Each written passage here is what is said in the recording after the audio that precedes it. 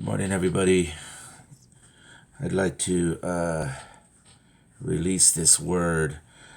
It's coming out of my archives. I am actually in the process of transcribing a journal for women. It's the first journal I've ever written. And the last 30 days of December, I wanted to add to the journal because it took me 6 years to write, but I wanted to add to the journal. And I thought the ending, well, from Rosh Hashanah, which was in September, the ending of our Western calendar was December. So I wanted to add to it. And so I wrote as many letters as I could every day, one letter a day coming through December. And this one is addressed to His Princess Warrior. Okay? And this was written December 13th, 2018. But I think it applies to right now. This is a now word. Like if you receive this word, grab a hold of it, get ready.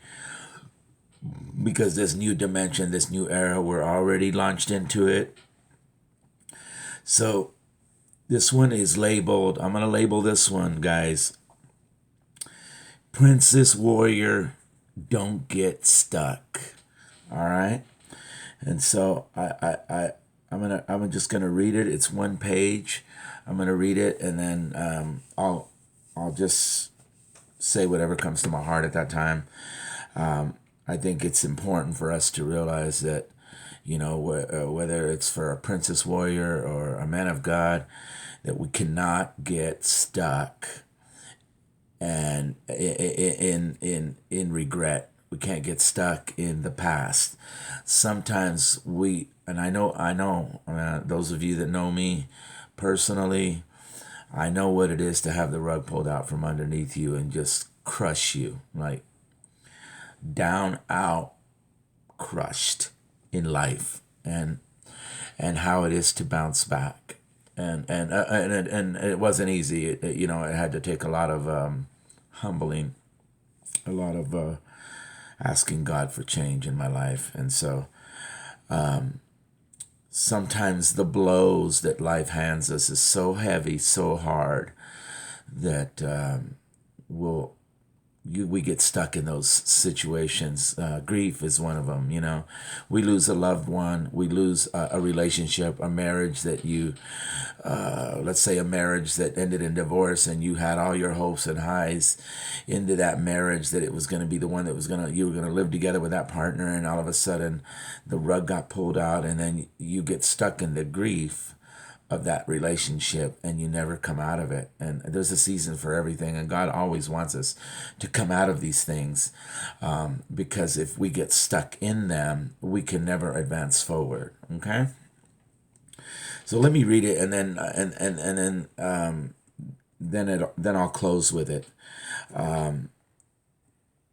Again, if you want a copy of this, forkingandculture@gmail.com, I'll be more than happy to send that to you. All right, so let me go ahead and read this one for you. Yes, my son, I do have a word for my princess bride. So write and write in the name of the Lord. Oh yes, my lovely princess bride. I want you to believe in the greatness that I have placed inside of you. I have called you to a lifestyle of greatness. Your trials, yes, even all your tribulations, have prepared you for such greatness. I will use all of them to propel you into the direction in which I have chosen. Yes, all of them, my sweet daughter. Even those ones that you don't want to remember. I will especially use them, my sweet warrior princess. Don't lose heart. What the enemy tried to use to destroy you, I will use to propel you directly into your destiny. Oh, yes, I will. What you thought were setbacks all these seasons were actually setups. Yes, setups into what has been planned for your life. Do not get stuck in the setback. Many of my people get stuck in the setback and don't realize they are just being set up for greater success. Allow me to set you up, my sweet warrior princess. Allow me to propel you forward into all that I have preordained for your life. You must give me permission. I will not spring forward onto you unless you allow me to do so. Yes, my sweet daughter, that is the way it happens. Speak it, yes, even prophesy it.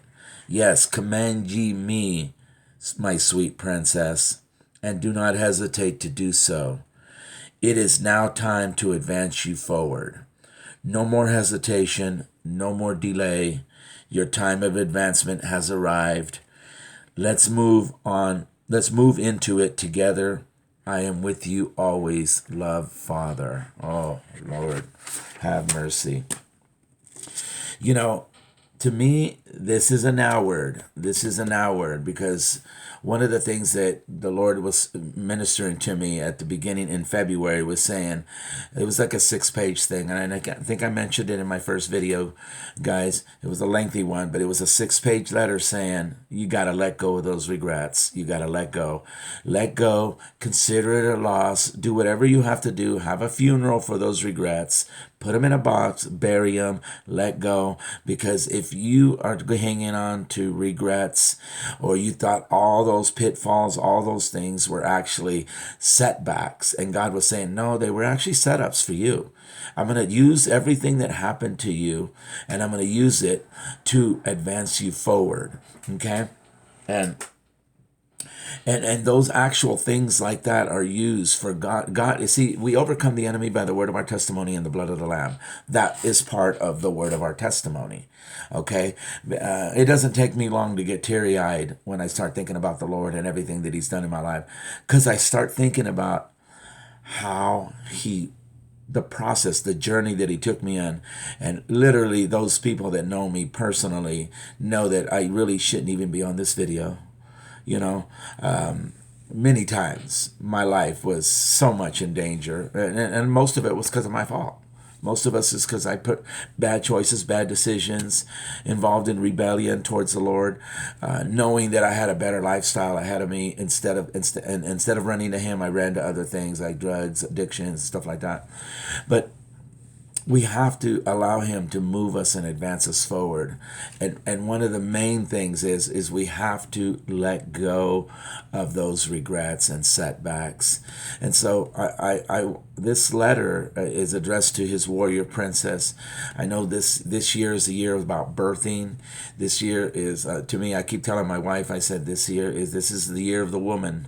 This is a big year for you women, warrior women, Deborah Company, Esther Company. Oh, there's a lot of Esthers out there that God is ready to propel you and just advance you forward. And you've been raised up for such a time as this.